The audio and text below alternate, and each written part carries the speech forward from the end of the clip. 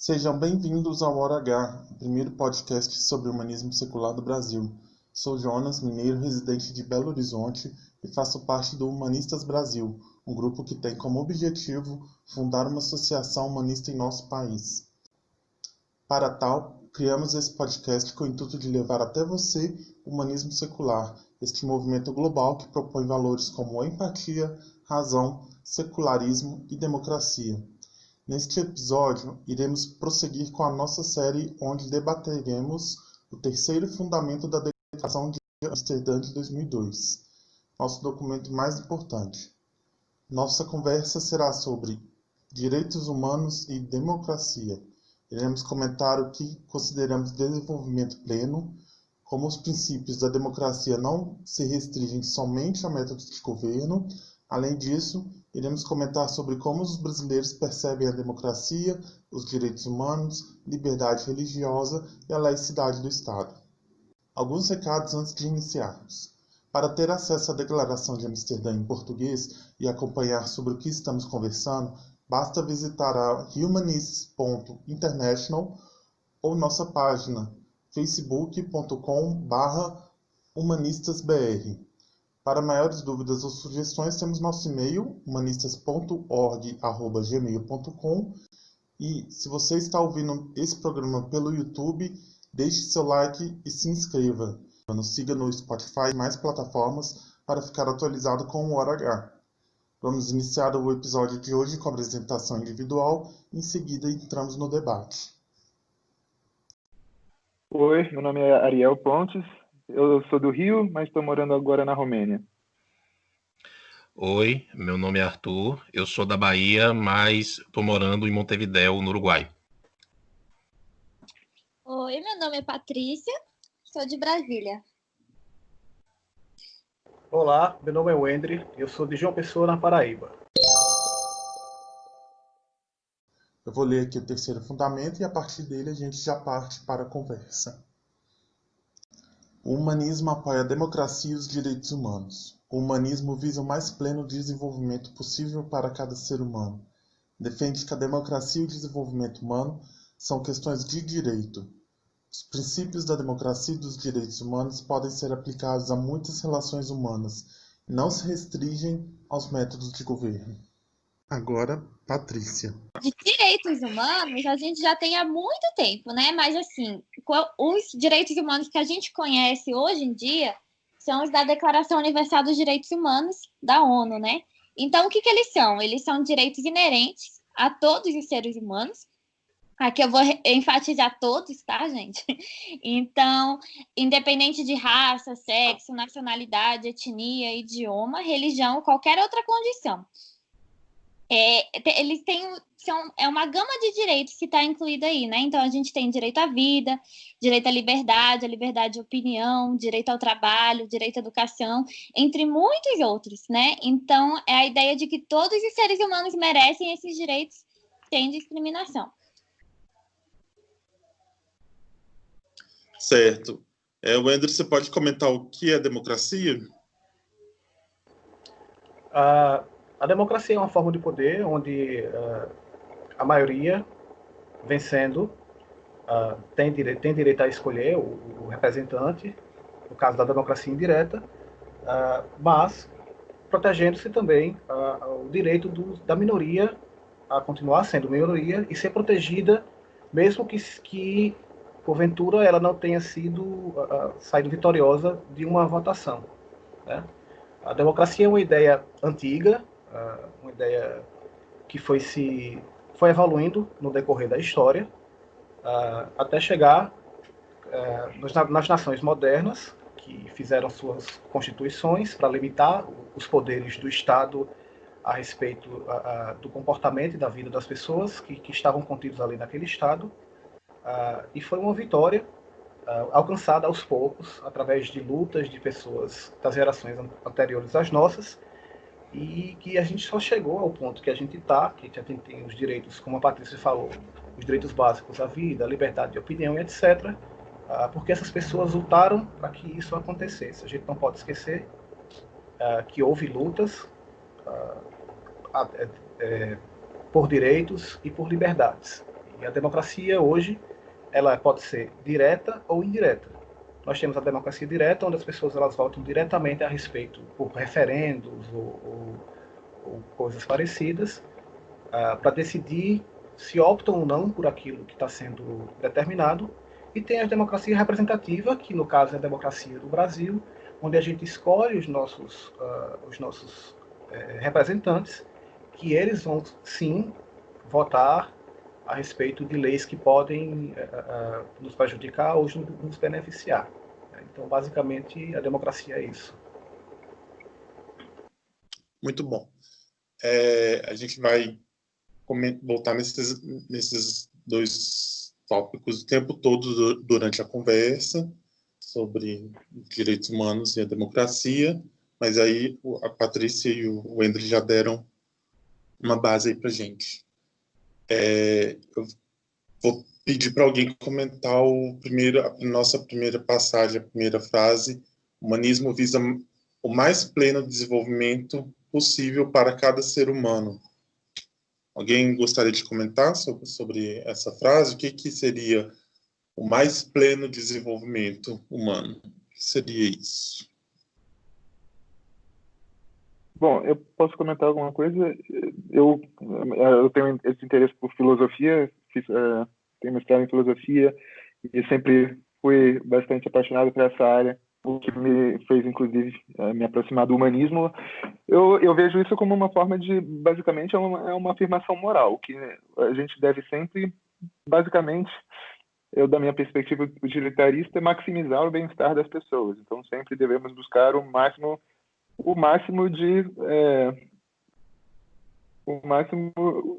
a coisa mais frutífera possível para os seres humanos, basicamente isso. Nada muito misterioso. Eu entendo também não colocar limitadores, né, para o desenvolvimento das pessoas. Então, né, todas as liberdades e direitos, sem eles são muito limitadores da nossa liberdade mesmo. Então, eu entendo tirar aqueles obstáculos que impedem a gente de viver uma vida mais prazerosa, digamos. Pois é. Como humanista, eu acho que também é importante a gente delimitar esse ponto aí, humanistas e ateus, que a gente valoriza a vida e a existência mais por a gente saber que ela é finita e é única, né? Então, ao meu ver, todo humanista ele tem isso, essa concepção, esse princípio de que, a gente só vai existir essa única vez. A gente vai ter essa passagem da existência essa única vez. Então, vamos tentar fazer da melhor forma possível e que essa pessoa tenha a melhor vida possível dentro das condições que lhes foram apresentadas, né? Exato. Eu entendo assim. Além disso tudo que vocês falaram, eu entendo também que é uma busca de aprimoramento pessoal, né? A pessoa que busca aprimoramento intelectual, artístico e tal. Eu entendo pleno desenvolvimento como isso também. Cada um tem o direito de buscar a sua felicidade da sua forma. Exato. Então vamos comentar a passagem. Defende que a democracia e o desenvolvimento humano são questões de direito. Essa passagem é um pouco problemática, né? A gente já estava comentando um pouquinho antes. Você pode comentar para a gente, por favor, Ediel? Então, novamente, dessa perspectiva histórica, filosófica, essa ideia, eu acho que esse trecho é problemático, porque eu acho que ele, na verdade, é um resquício histórico da noção de direitos naturais da filosofia, que é uma ideia meio metafísica, que ela aparece mais ou menos desde uma proto-versão dessa ideia desde os gregos, mas ela foi bastante também usada, inclusive, por teólogos, filósofos cristãos, que dizem que Deus nos dá certos direitos, e John Locke, também famoso por promover essa ideia de que a gente tem direitos naturais, a gente nasce como se fosse uma coisa mágica que Deus coloca dentro da gente.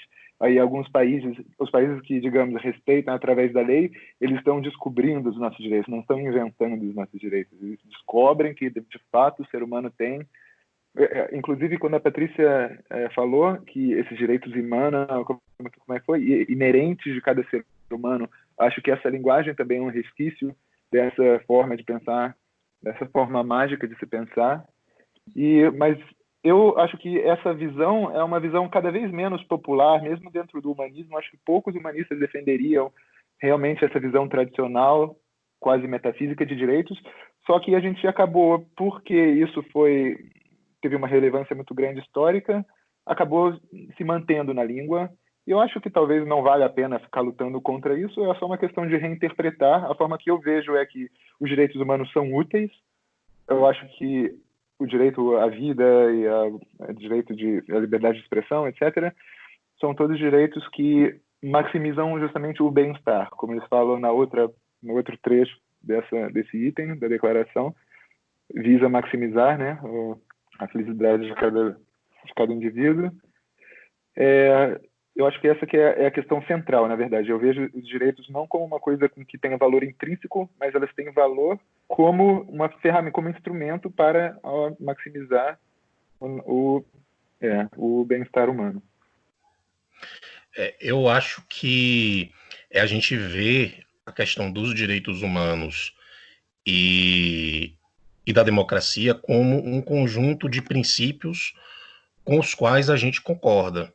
Então, a gente concorda com esses princípios, a gente julga através de um pensamento lógico, de um raciocínio lógico, da nossa racionalidade, a gente julga que esses princípios são princípios que melhoram a qualidade de vida das pessoas, que promovem um bem-estar social se forem seguidos, e aí, portanto, a gente concorda com eles.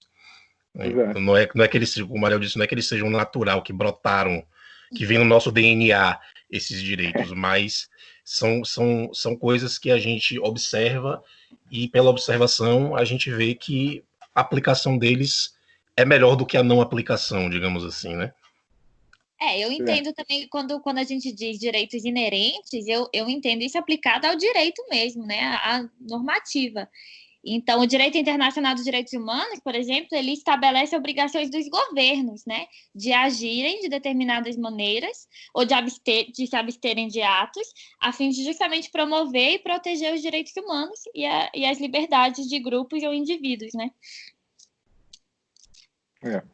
E não podemos esquecer que essa conquista de direitos, ela é uma coisa conquistada aos poucos e através de gerações, né? O feminismo, por exemplo, quantas gerações já tiveram no feminismo, né? Quantos ciclos já tiveram no feminismo? O movimento negro, a gente lembra que na década de 60 eles começaram a se levantar, mesmo tendo, obviamente, revoltas no tempo do escravismo e tal. E só para ressaltar, nós temos o Stonewall também, o início, entre aspas, da luta LGBT nos Estados Unidos. Ou seja, o direito ele não vem, como o Ariel falou, no sangue ou no DNA da pessoa. A gente conquistou, nossos antepassados conquistaram, foi na luta, e não foi fácil. Isso aí a gente precisa lembrar e valorizar. Pois é, essa é a distinção. Desculpa. Não, então, isso aí ia complementar que a própria Declaração Universal dos Direitos Humanos, de 48, ela veio um pouquinho após a Segunda Guerra Mundial, né? Então foi uma reação aos horrores da Segunda Guerra. Então era uma coisa de vamos evitar que isso aconteça de novo, né? Então esses direitos foram conquistados e é uma reação a um passado ruim, um passado, né, que a gente não teve isso respeitado. E tanto é que a gente precisa sempre estar vigilante para não perder, para que eles não deixem de ser aplicados, porque se fosse assim, né, se fosse essa coisa tão natural, uma vez que aquele país aderiu aos direitos humanos, aderiu à democracia, os direitos humanos jamais estariam ameaçados e a democracia jamais estaria ameaçada, uma vez que o país adotou. E não é isso, né? As pessoas e nós, toda a humanidade, quando a gente conquista a democracia e conquista os direitos humanos, a gente tem que ficar vigilante para que a gente não desconquiste eles de novo. Eu acho que a gente não pode nem falar de conquistar, porque eu não sei de nenhum país que conquistou plenamente, né? é um pouco utópico até a gente falar que os direitos humanos são sempre respeitados, e sim, porque a gente sabe que na prática não é, né? Então, assim, acho que é uma luta contínua, na verdade.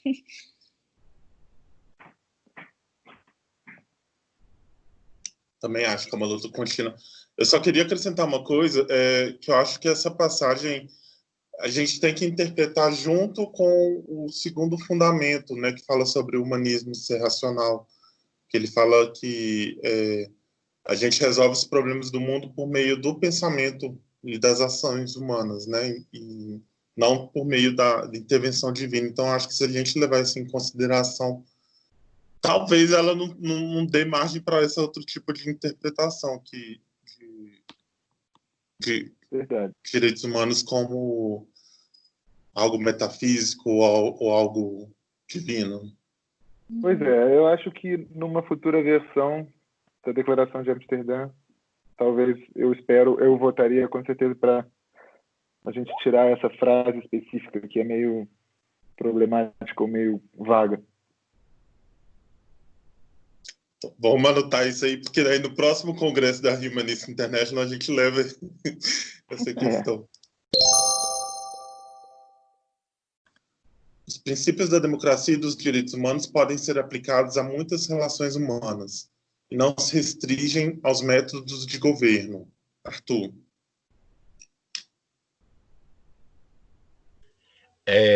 Então, é basicamente a gente pensar que a democracia ela não está só no governo, ela não está só no Estado.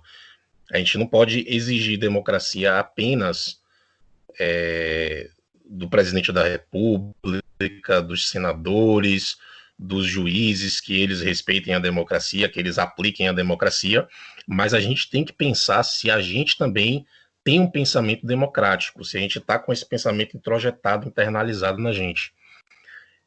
Porque os princípios da democracia se aplicam em todas as esferas, sejam essas esferas políticas, sejam as microesferas também, dentro da sua casa, na escola que você estuda, no seu trabalho, na sua empresa, na sua comunidade de bairro, enfim. Democracia pode ser aplicada, claro, de diferentes maneiras, em todos os espaços, em todas as esferas políticas, em todas as relações humanas.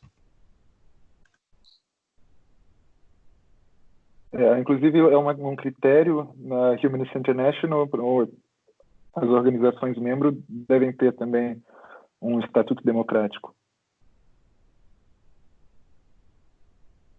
Isso. E vale lembrar que a democracia ela não exclui uma certa hierarquia, né? As pessoas são iguais perante a lei, obviamente, mas pessoas com competências diferentes, elas opinam sobre coisas diferentes e decidem sobre coisas diferentes. E isso não deixa de ser democrático, né? O costume democrático, no caso aí, seria a gente replicar as liberdades que a democracia dá, de como discordar com as pessoas, por exemplo, ou poder discutir livremente com as pessoas a respeito de uma ideia, sem que isso vale trazer necessariamente algo ruim em retorno, né? Algo que vá tolher a sua liberdade de se expressar ou de concordar ou discordar de alguma decisão que seja tomada em qualquer órgão, empresa, relação pessoal ou coisa do tipo. Eu tenho uma certa... Eu gosto muito dessa passagem porque quando eu tive contato com algum movimento, assim, por exemplo, eu participei daquelas de junho de 2013, né? Então eu fiquei em contato com muitos grupos coletivos e tal, e eu observava se eles tinham essa preocupação em ter um movimento horizontal, um movimento democrático, ou se era só alguém falando e mandando os outros e tal. Então, desde assim, eu tenho isso, assim, a democracia como um valor para eu ver, como fala, filtrar nas minhas relações pessoais, assim, ver onde é que eu vou me meter e tal, porque se eu vejo que é um grupo autoritário, né, que é só alguém de cima passando ordens, então eu já não me sinto à vontade, já não quero participar. E acho que não, por ter essa passagem na Declaração Humanista, como é que fala? Me deixa mais confortável, me deixa mais à vontade de participar desse movimento.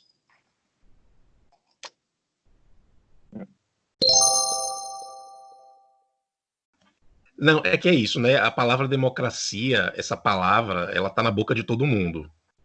Todo mundo diz democracia, todo mundo reivindica a palavra democracia quando lhe convém, sem ter uma compreensão ampla do que pode significar a democracia, que democracia não é o que ele acha que é.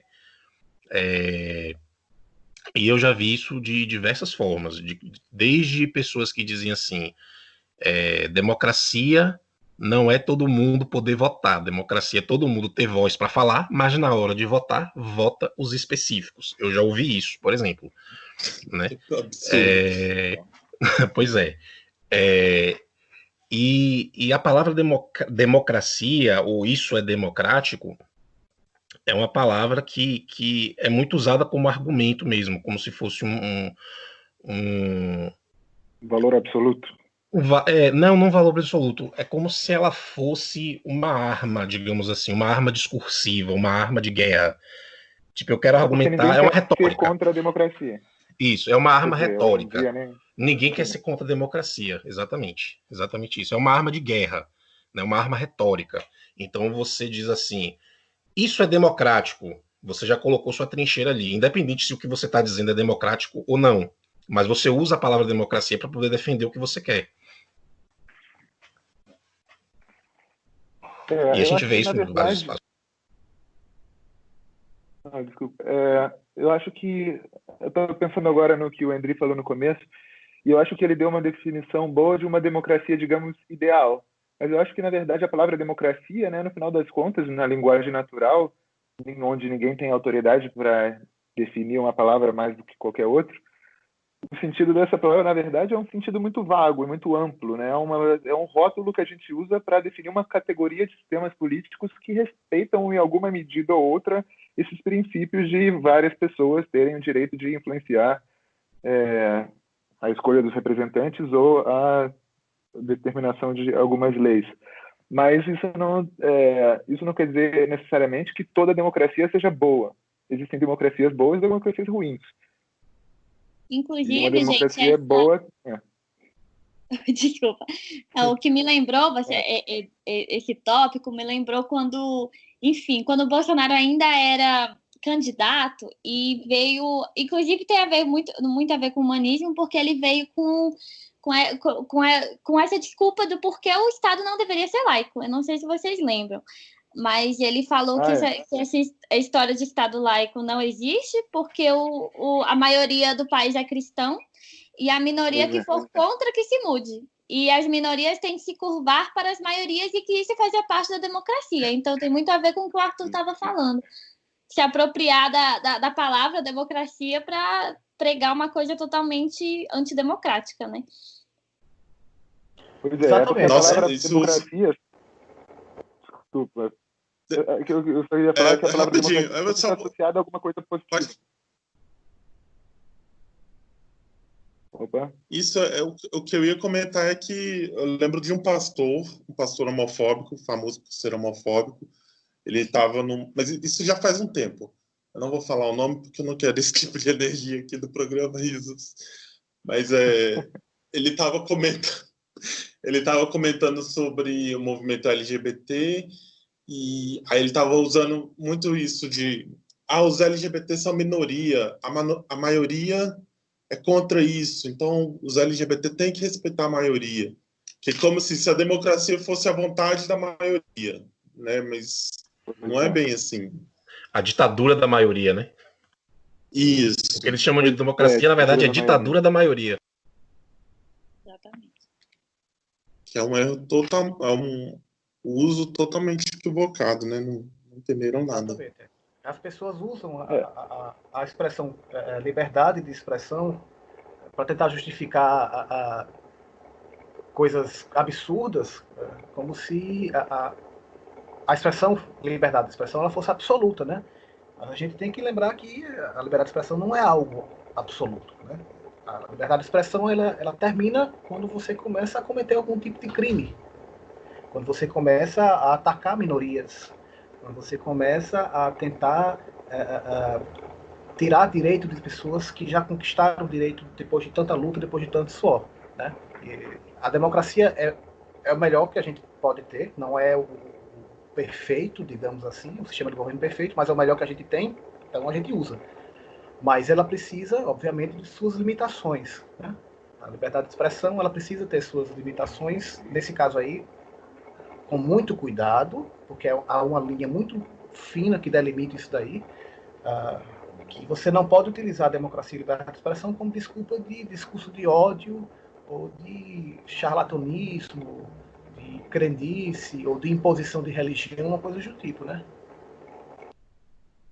Eu acho que essas palavras, tanto liberdade de expressão quanto democracia, são palavras que acabam conquistando assim, uma conotação muito positiva, e aí as pessoas acabam usando ela como arma, como o Arthur falou, porque elas sabem que se eu estiver do lado da democracia, ninguém vai querer me atacar, porque ele vai ficar parecendo antidemocrático. Mas nada, nem a democracia, nem a liberdade de expressão são valores absolutos. Existem democracias boas e democracias ruins, existem formas de se expressar que acabam levando ao sofrimento, como, sei lá, declarar ataquem os judeus, ou sei lá, o fogo num cinema cheio, alguma coisa assim, que as pessoas vão ser pisoteadas. Essas coisas não têm valor absoluto. Eu acho que a gente deveria ser mais cuidadoso e não ser refém tão fácil dessas pessoas que usam essas palavras como arma. Se alguém falar para mim, mas isso não é democrático, de fato fica difícil para mim, para eu falar, tá, ok, mas eu não tô nem aí. Você tem que ter o cuidado de não ficar parecendo antidemocrático, mas eu acho que também a gente pode fazer isso de outra forma, de uma forma responsável, falando, não sou antidemocrático, eu só valorizo outro tipo de democracia. Essa seria pelo menos a minha abordagem. A gente precisaria lembrar também um detalhe, né? Que você falou de liberdade de expressão. Liberdade de expressão é um direito. Até o outro ponto ali que a gente discutiu, questão de direito. É um direito. E como todo e qualquer direito, ele tem seus limites. É um princípio, eu não sou da área do direito, mas eu acho que isso é um dos princípios do direito. O seu direito termina quando o do outro começa, ou o seu direito começa quando o outro termina, não lembro bem como é. Mas ela tem o seu limite, como um direito, como todo direito tem o seu limite, né? O seu direito tem o limite no direito do outro. Então não é essa liberdade de expressão irrestrita. E no caso do Brasil, isso está bem normatizado, né? Na nossa Constituição, isso tá escrito, né? Tanto que racismo é crime, então, assim, tá bem aberto aí mostrando que não é assim, né? Que a liberdade de expressão, ela tem limites. Pessoal, eu estou lembrando uma coisa que eu observo aqui, no governo, né? Eu já vi a ministra aí usando, igual vocês falaram aí de liberdade de expressão, democracia, eu já vi ela usando liberdade religiosa para silenciar a crítica dos outros. Por exemplo, assim, a pessoa está fazendo um evento público, um evento religioso num espaço público. Aí alguém fala, não, mas você não devia fazer isso porque a nossa cidade não é só de cristão, ou a religião hegemônica lá, né? Aí a pessoa fala, não, mas você está ferindo a minha liberdade religiosa. Não é assim, gente. A liberdade, por exemplo, a gente tem que lembrar também que liberdade religiosa é liberdade de não ter religião. É como uma coisa que as pessoas ignoram. Exatamente. Foi uma mistura de conceitos, porque a liberdade religiosa quer dizer que ela tem a liberdade ao culto dela. Agora, no momento que ela traz isso para a praça pública, para um espaço público, aí ela está infringindo a ideia de um Estado laico, né? Então, na verdade, ela confundiu totalmente os conceitos aí. E também a gente tem liberdade de discordar, né? A gente, como humanistas, como ateus, a gente tem a liberdade de não concordar com aquele tipo de coisa, seja por qualquer outro motivo, né? Inclusive, e outra coisa também que eu acho que eu fico muito preocupado é a imposição das suas limitações religiosas dogmáticas e querer impor isso às pessoas. Se você acredita aí, é uma coisa sua, é pessoal seu, é uma escolha sua, mas não venha querer impor o seu ideal de costumes para mim, entendeu? Então é nisso que a gente precisa bater na tecla, como humanistas e ateus, é que a gente tem a liberdade de se expressar de que não concorda com aquele tipo de coisa. Se eu vejo alguma coisa na televisão a respeito de uma religião, eu posso não concordar. E posso também, como a Patrícia falou, chegar numa praça pública que uma pessoa esteja fazendo a sua apresentação religiosa e chegar lá, eu não concordo com você por isso, isso, e que isso não me faça ter nenhum, respeitosamente, obviamente, e que essa discordância não me faça ter como se diz, que eu seja penalizado por não concordar com aquilo, entendeu? Não é uma violação da liberdade religiosa daquela pessoa. Exatamente, a gente está discordando respeitosamente, democraticamente, ninguém vai ir para argumentos pessoais ou coisas do tipo. É um direito nosso de não concordar com certos tipos de comportamentos religiosos. Apedrejamento de adúlteras, enforcamento de homossexuais ou coisas do tipo. A gente pode e deve ser contra isso. Certeza. Eu acho que a questão da liberdade... Desculpa, Patrícia. Não, eu só ia comentar rapidinho. Lembrando que a ideia de um Estado laico, embora esteja na Constituição, ainda é uma luta que a gente ainda está correndo atrás, né? Porque a gente ainda tem crucifixo em salas, né, públicas. Então, a gente tem Deus, menção a Deus na nossa nota, né? No real. Cultos no Congresso. Cultos no Congresso. Então, na verdade, assim, embora esteja na Constituição, o nosso Estado ainda não é laico, né? Eu acho que vale a gente comentar que acho que a gente ainda tem uma luta aí pela frente, a gente ainda está lutando. E muitas vezes, entrando no que o Andrew falou, a própria ideia da gente discordar é visto como ofensivo, né? Eu não sei se vocês já passaram por isso, mas a própria ideia de falar eu não acredito em Deus, as pessoas já encaram como uma afronta ao direito delas, né? Ou como desvio ético, né? Ou como desvio ético.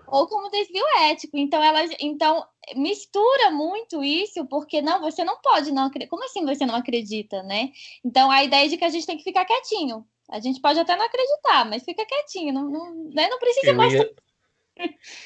Eu ia dizer isso. Você, às vezes, eles querem dizer, se você não acredite, fique para você, guarde para você. Não fale nada.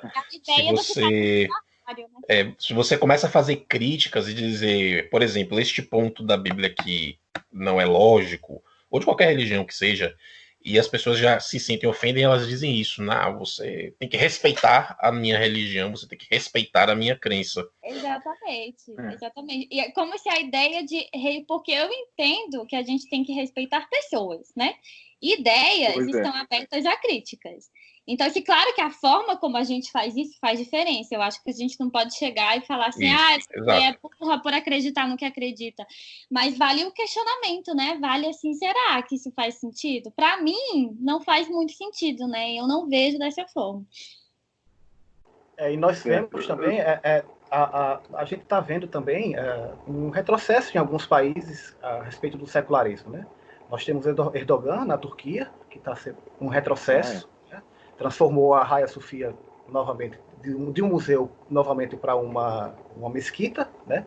E eu não sei se vocês viram, se vocês viram a celebração, entre aspas, da transformação da Hagia Sophia em uma mesquita, foi feita com a espada de Alá. O imã estava lá fazendo a sua oração, não sei como é que chama no Islã, armado com a espada de Alá.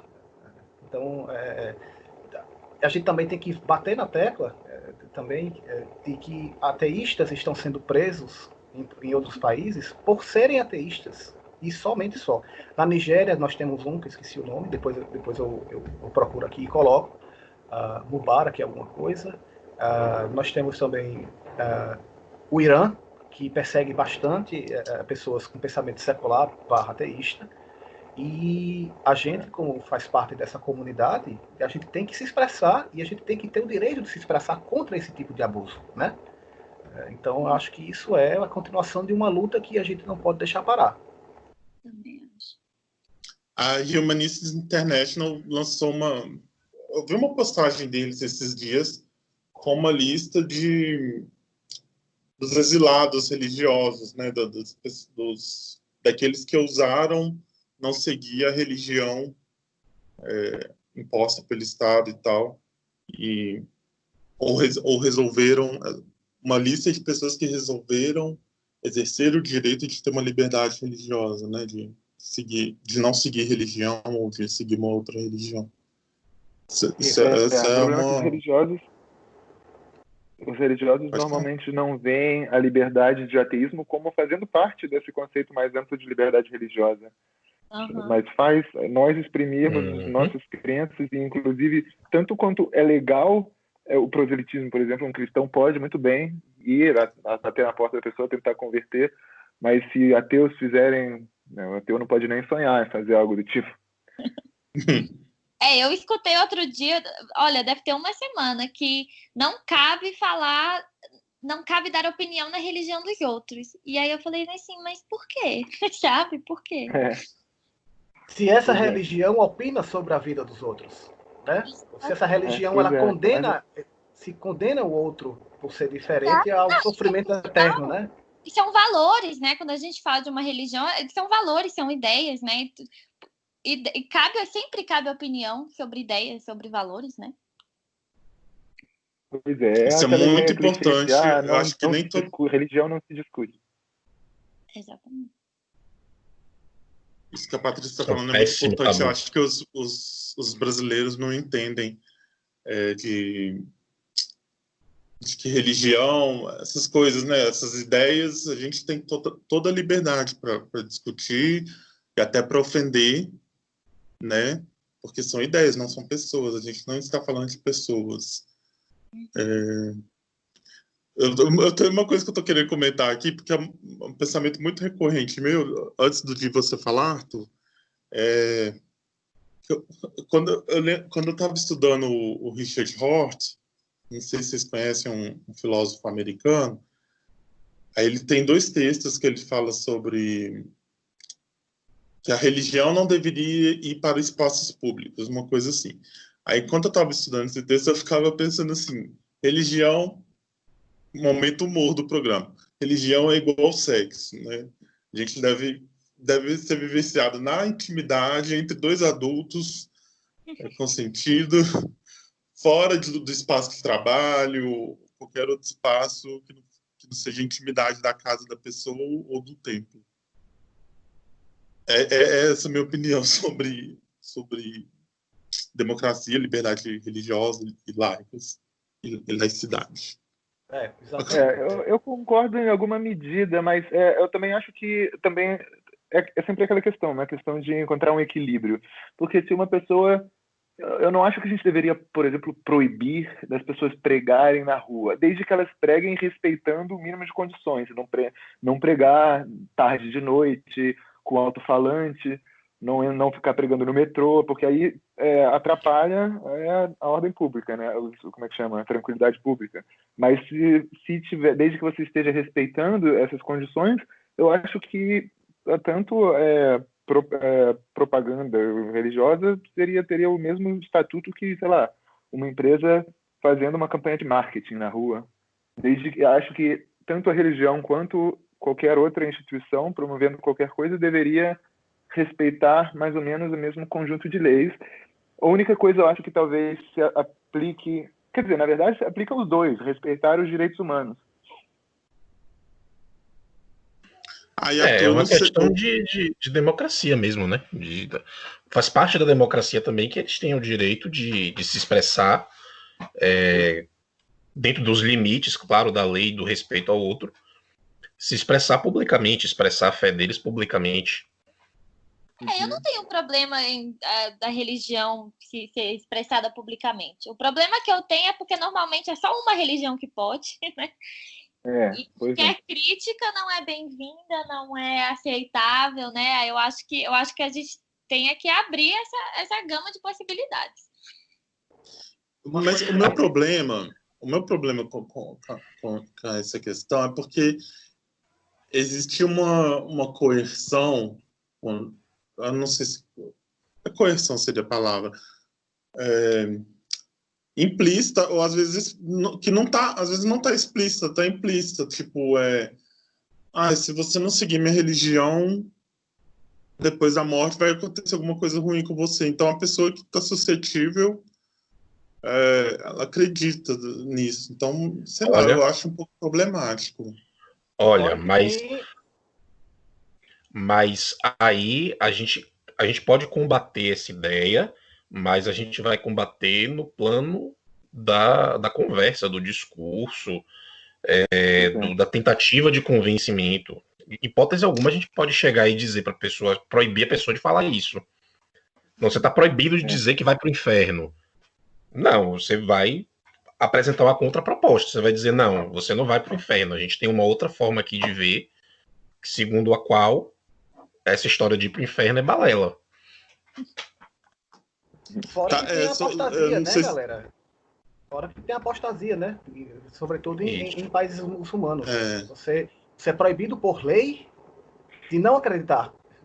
Você precisa acreditar. Porque caso você não acredite, você pode ser condenado inclusive à morte. Então, aí é que começa o problema. Eu acho quando entra na esfera pública, quando você coloca esse discurso na escola pública, né? Quando você coloca isso no Congresso, aí eu acho que cabe uma proibição. Agora, no geral, é igual acho que o Arthur falou, né? Igual uma propaganda mesmo de qualquer produto. Tem muita coisa ali de convencimento, tem muita, às vezes até mentira, né? Deixa eu só corrigir um pouquinho. Eu não sei, porque eu não estou lembrado do que eu falei, mas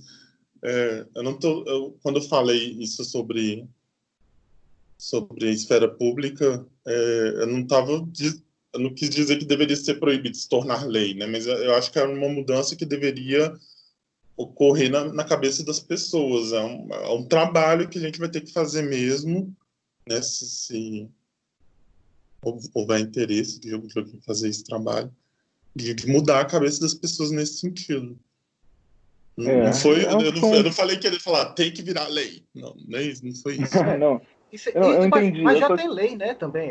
Você supostamente você não pode enganar as pessoas utilizando a religião. Tá na nossa lei, né? Mas o que a gente vê? A gente vê óleo ungido de não sei o quê, tijolinho de não sei aonde. Enfim, esses produtos aí que são, aspas, abençoados, né? E que a gente sabe que está errado aquilo ali. Porque muitas dessas igrejas, elas se utilizam da fragilidade social de algumas pessoas para se aproveitar delas, né? Então, eu acho que como humanista, como ateu, o nosso papel também é tentar dizer àquela pessoa, não, você não precisa fazer isso, né? E tentar convencê-la do contrário. E legalmente também ser contra esse tipo de coisa, tipo de prática, porque, mais uma vez, pessoas estão se aproveitando da sensibilidade e da fragilidade social, financeira, sentimental das pessoas para obter lucros. Porque é o que a gente vê. A gente está vendo, em todo o bairro tem 10, 20 igrejas, denominações diferentes, né? Pregando coisas diferentes e muitas vezes pregando, inclusive, discurso de ódio, né? Então, eu acho que nosso papel é ser contra isso, tanto no campo das ideias quanto no campo legal, né?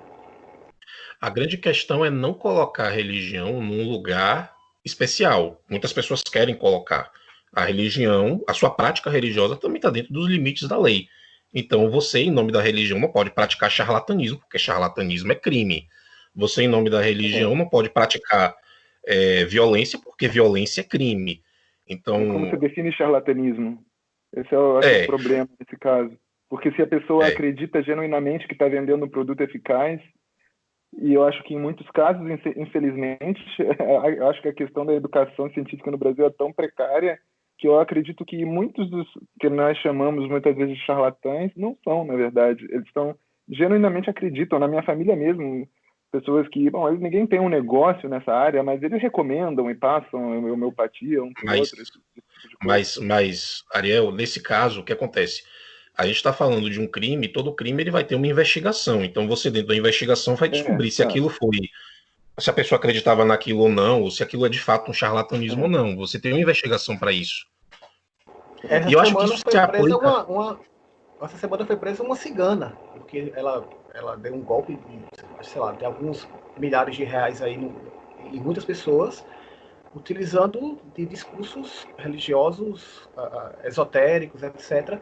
Aí, só que aí eu fico pensando, mas o que diferencia essa cigana de uma igreja que vende um óleo, que o cara pega óleo de cozinha, soia, e coloca num jarrinho e diz que é abençoado? Qual a A diferença igreja, disso? porque a ela é igreja uma provavelmente tem minoria, né? articulação política para conseguir escapar da lei. Só isso a diferença. Os ciganos não têm E essa os articulação. ciganos são perseguidos, né? Exato. Onde foi isso, Andrew? Deixa eu procurar a notícia aqui, aí eu entendo vocês direitinho. Deixa eu procurar aqui.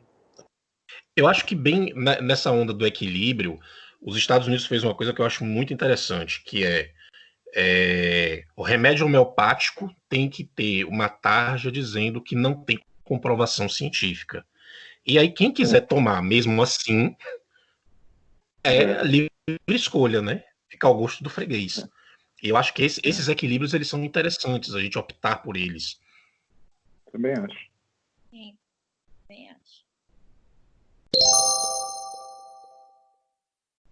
Então isso a gente escuta bastante, né? Acho que principalmente quem é brasileiro, o que a gente mais escuta é direitos humanos para humanos direitos, né? E isso é totalmente contra a própria ideia de direitos humanos, né? Porque os direitos humanos realmente são para todo mundo. É assim, você nasceu, você tem direito a certas coisas. Claro que nem sempre quer dizer que você vai ter essas coisas, né? Porque o Estado não é perfeito. Mas, assim, a ideia de que porque alguém cometeu um crime, por mais bárbaro que seja, ela não mereça mais ter direitos, ela é bem ultrapassada e ela realmente vai contra o que a gente entende de direitos humanos.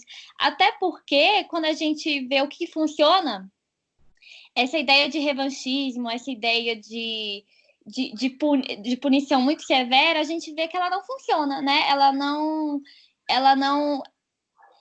não faz com que pessoas se tornem melhores por isso, né? Então, quando a gente vê, por exemplo, os países com a maior reincidência de pessoas cometendo crimes, a gente vê países justamente assim, né? Que não respeitam os direitos humanos, que punem muito severamente. Então, quando a gente vê os Estados Unidos, por exemplo, ele tem punições muito severas, até crianças, né? Elas podem ser, em alguns estados, elas podem ser condenadas à pena de morte, à prisão perpétua. E a gente vê que isso não funciona, né? A gente vê que o que funciona realmente não só respeitar os direitos humanos, mas é dar uma chance de recuperar aquela pessoa, né? Então, eu acho que não só é uma ideia ultrapassada, como é uma ideia que não funciona. Concordo. Eu acho que duas coisas que você falou. A primeira, eu fiquei meio assim, meio triggered, que você falou que as pessoas nascem, elas têm o direito, aí eu voltaria para toda aquela ideia da filosofia. Então, mas eu aí, preferiria usar outra linguagem. É porque você está trigger, mas assim, um bebê hoje ele nasceu, de acordo com a nossa Constituição, ele tem direitos, entendeu? De acordo com a nossa Constituição, não, exatamente. Mas justamente o que eu ia falar depois é o que você falou depois, corrigiu, quer dizer, clarificou o que você falou antes, que justamente as pessoas têm direitos quando elas nascem, todas as pessoas, e esses direitos são inalienáveis no sentido de que elas continuam tendo esses direitos, mesmo tendo cometido crimes, etc. Mas isso, eu acredito que, pelo menos, eu acredito que isso deva continuar assim, não porque as pessoas tenham um direito intrínseco mágico dentro delas, mas porque como você mesmo falou, essa é essa solução mais eficaz. Eu acho que a ideia da punição retributiva, né, dessa questão de a pessoa causou sofrimento, agora ela merece sofrer, mesmo que esse sofrimento não traga nada de benéfico para a sociedade, mesmo que ela não tenha o papel de como é que chama? Deterrent, né, de prevenir que outras pessoas façam a mesma coisa, as pessoas ainda têm essa intuição de que, não, mesmo assim, a pessoa merece sofrer agora. E essa é uma ideia que eu não acho que seja construtiva numa visão utilitarista, em que você está tentando maximizar a qualidade de vida e o bem-estar das pessoas. A punição faz sim sentido na ideia de que você está querendo prevenir, é bom ameaçar as pessoas para elas terem medo de cometer um crime. Essa é uma coisa que em algum nível é eficaz. Não, ninguém está falando para perdoar todo mundo e acabou, todo mundo se abraça feliz, todo mundo hippie e o assassino sai por aí livre. Ninguém está falando isso. Mas a gente tem que ser estratégico. E essa ideia da punição retributiva muito dura, simplesmente não gasta-se dinheiro, gasta-se recursos e não se tem retorno. Como eu disse, na verdade não funciona. Quando a gente olha, igual os Estados Unidos tem a maior população carcerária do mundo. E dentre os países desenvolvidos é um dos mais violentos. Então, assim, não funciona. É uma coisa que não funciona. E as pessoas, vem do senso comum, principalmente do brasileiro, achar que a gente tem tanta criminalidade porque a gente não pune. E isso não é verdade. A gente tem muita criminalidade porque a gente não está adotando as estratégias que a gente deveria adotar para impedir isso, justamente para não é curar essas pessoas, gente, é para tratar essas pessoas, né? Seria ressocializar. Ressocializar, tá aí a palavra. É isso. Reabilitar isso. Reabilitar, pronto. Esses discursos, geralmente, além de tudo, né, que vocês falaram aí, tem a questão que eu vejo muito quando eu vejo as pessoas que defendem esses discursos, é que, trazendo bem para a nossa raiz, né, humanista, é um discurso completamente irracional. É um discurso que parte do mais profundo do que é a pura emoção irracional, sem racionalidade nenhuma. E individual, né? Porque é sempre aquela coisa da minha vingança pessoal. Então, eles falam assim, se fosse com sua mãe, se fosse com a sua filha. Isso, exatamente. Exatamente. É irracionalidade completa e absoluta. Eu também toda acho vez que você uma questão espiritual, né? Eu acho que isso tem muito. As pessoas que têm essa visão normalmente acreditam numa essência humana, no espírito. Essa pessoa é má, ela é uma pessoa ruim dentro dela, é um espírito ruim que merece punição, assim como Deus pune, nós também devemos punir. E essa questão entra a questão do livre-arbítrio também, que agora não dá para entrar muito profundo agora, mas que é uma questão que, se a gente for ser pragmático, e se a gente assume que não, nós somos, como qualquer outra pessoa, influenciados pela nossa biologia, pelo nosso contexto cultural, etc., qualquer pessoa pode ser capaz de várias coisas ruins, então a única atitude racional é ser pragmático aí e tentar punir as pessoas da forma mais estratégica possível. Sim. Eu acho que é importante a gente falar que não é, ninguém é a favor de não punir ninguém, né? Nem nos direitos humanos, assim. Mas essa punição, ela tem um nível, né? Ela tem uma proporção que deve ser respeitada. Inclusive porque quem a justiça é feita por homens e a gente é passivo a falhas. Então, é importante que os direitos humanos eles defendam a defesa do amplo contraditório, ao devido processo legal, ao Estado democrático de direito, ao bom funcionamento da justiça e etc. Entendeu? A gente não defende os direitos dos humanos, digamos assim. Não defende que bandido vá lá e faça suas bandidagens. Não, de forma alguma. E nem que fique impune. Exatamente. As pessoas que cometeram crime, elas precisam sim sofrer algum tipo de sanção, porque cometeram um crime. Mas a gente precisa também ver que nós somos falhos e nós somos passíveis de erro. Quantas pessoas já não morreram na cadeira elétrica ou outros meios de execução sendo inocentes, né?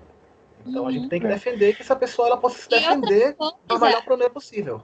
E outra coisa, até essa ideia da cadeira elétrica, tem estudos que mostram que é mais caro, às vezes, você matar alguém do que ela passar o resto da vida dela na cadeia. Então, a gente também escuta isso, a gente tá dando comida para bandido ficar lá. Sustentando. Então, assim, só esse processo, tem um processo legal tão complexo até você chegar, até esse criminoso realmente chegar aos fins de fato dele morrer, que é mais caro, porque você tem que pagar advogado. O Estado tem que arcar com isso. Então, é irracional de todas as formas. E além disso, você ainda estimula as possibilidades da pessoa tentar escapar da punição de todo e qualquer jeito. Então, se ela tem mais dinheiro, ela vai pagar, vai tentar subornar alguém, ou subornar um juiz para tentar escapar daquela punição. Quer dizer, se você trata sempre na questão da punição severa demais, você também estimula a pessoa a dar um jeito de tentar escapar dessa punição de todas as outras formas. Isso sem contar que a pessoa que é ressocializada, além de tudo, ela é um dado importante para a sociedade, porque como ela foi um criminoso, ela pensou um dia como criminoso e ela pode fornecer essa informação. Como é que um criminoso pensa? Tem até um criminoso conhecido nos Estados Unidos que fez isso, né? Ele fazia, acho que ele fraudava assinaturas, era uma coisa assim, e depois de um tempo ele passou a ele mesmo servir para o Estado identificando as assinaturas falsas. Quer dizer, ele foi ressocializado e essa ressocialização foi benéfica para o Estado para impedir que outros crimes como o que daquela pessoa fez acontecessem novamente. Bacana. E aí você tem até, por exemplo, não sei se foi a Holanda que fechou não sei quantos presídios no último ano, porque simplesmente não tem tantos presos para colocar. Então, assim, é uma coisa útil para todo mundo. Transformou em hotel. Eu queria comentar. Transformou em hotel, pois é. Isso. Eu queria comentar um pouquinho sobre o que o Ariel estava falando de punição. Eu perdi como que ele falou que as pessoas querem punir para corrigir a pessoa, como se fosse da parte do essencialismo também que você falou. No fundo é um olho por olho, dente por dente. Uhum. Isso. No fundo é isso. O que o Ariel estava falando me lembrou também que eu percebo que as pessoas querem é uma opinião, uma percepção minha. Parece que elas querem uma punição mais severa, principalmente quando o criminoso é um negro, é um preto e tal. Eu acho que tem uma coisa de racismo também, sabe? Nesse desejo de querer punir. Tem, com certeza. Que eu fico, assim, abismado. E outra coisa que eu queria comentar é que assim, as pessoas distorcem, né, quando essa questão dos direitos humanos, elas não entendem que os direitos humanos eles não são contra a punição. Os direitos humanos eles vão dizer como que aquela pessoa deve ser punida, assim, né? Exato. Como se dasse diretrizes, vai proteger o criminoso contra a tortura, vai dar direito para o criminoso se defender, porque a gente tem que pensar que os direitos humanos eles foram criados, não sei, para proteger o indivíduo contra o Estado, né? Então, eles estão ali, os direitos humanos estão ali para defender os abusos do Estado, que a gente sabe que acontece muito nas delegacias aí. Eu acho muito comum a gente... É importante falar que eles não protegem só bandido, né? Porque as pessoas falam muito isso. Os direitos humanos nunca me ajudou. Os direitos humanos te ajudam todo dia. Você está protegido por eles, entendeu? Não é um monstrinho que anda por aí. E eles ainda falam assim, os direitos humanos, como se fosse uma entidade, assim, um monstrinho que sai por aí protegendo o bandido. E não é assim. Não é assim. Os direitos humanos são para todo mundo, inclusive para você. Então, assim, se o seu direito não for respeitado, você tem as medidas legais que você pode tomar para que seja respeitado, entendeu? Então, ele não serve só para defender bandido, não. Eles defendem todo mundo, né? A gente tem que pensar, principalmente quando agora nessa proto-ditadura que a gente está vivendo, eu estou usando esse termo, proto-ditadura. Em governos autoritários, a gente tem que pensar que qualquer opinião que eu expresse, né, eu estou vivendo num país autoritário, eu posso ser mandado para a cadeia e eu vou querer algo que me proteja contra o abuso do Estado, né? Então, o brasileiro precisa entender isso, assim, não é para proteger bandido, não é para dar impunidade pro bandido. Não, é para todo mundo. É para garantir que ele... É para todo mundo, para garantir que o criminoso saia vivo, seja reabilitado, ressocializado, né, e sem muitos danos, sem ter que passar por tortura, tal. Enfim. Fora que os direitos humanos, eles, de alguma forma, eles impedem que a pessoa, ela impedem não, né? Tentam impedir que a pessoa volte a repetir, né, o erro. Porque a gente vê, por exemplo, eu fui preso porque eu roubei uma margarina. No presídio brasileiro, eu vou sair uma pessoa muito pior. Pelas condições que o presídio brasileiro oferece, né? Aqui em João Pessoa, por exemplo, tem 2 presídios e eles são divididos entre facções. Se eu sou de facção tal, vou para tal presídio. Se eu sou de facção tal, vou para outro presídio. E são escolas de bandidagem. E, pior de tudo, pela proteção que a pessoa recebe dos outros presos e dessas organizações criminosas, ela sai da cadeia devendo favores, ou seja, vai cometer mais crimes para poder pagar aqueles favores, né? Para aquelas pessoas que, aspas, protegeram eles. Os direitos humanos, eles tentam fazer com que os presídios apresentem uma condição mínima de convivência para que as pessoas não se submetam a esse tipo de coisa e que, depois de cumprir a sua pena, no caso, saiam sem dever nada a ninguém e tentem voltar para uma vida normal, voltar ao mercado de trabalho, inclusive para serem úteis para a sociedade, né? Produzir economicamente, inclusive, né? Exatamente. É útil para todo mundo.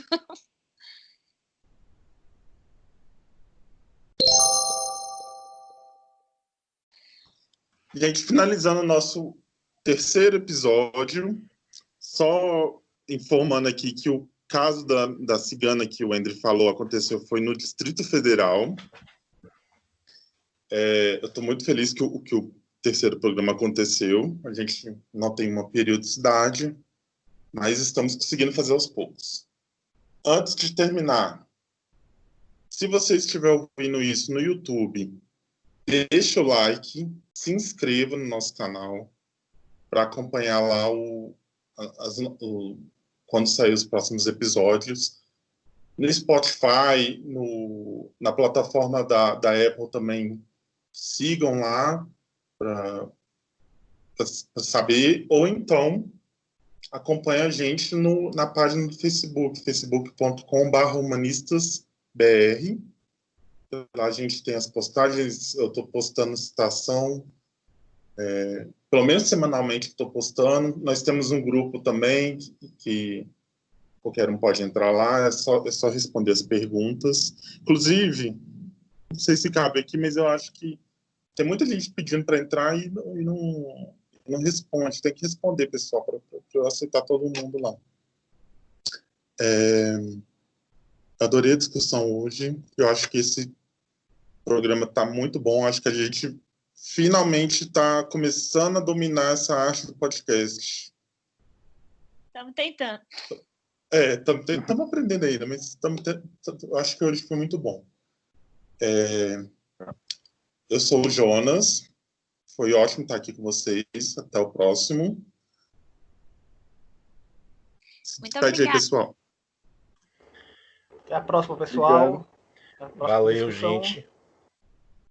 Na próxima discussão, a gente vai entrar um pouco mais para a parte natural do humanismo. Então, obrigado por ter ouvido o podcast. Tchau, tchau. Obrigado, gente. Até o próximo. Valeu, gente. Um abraço. Bye, bye. Hasta luego. Enfim.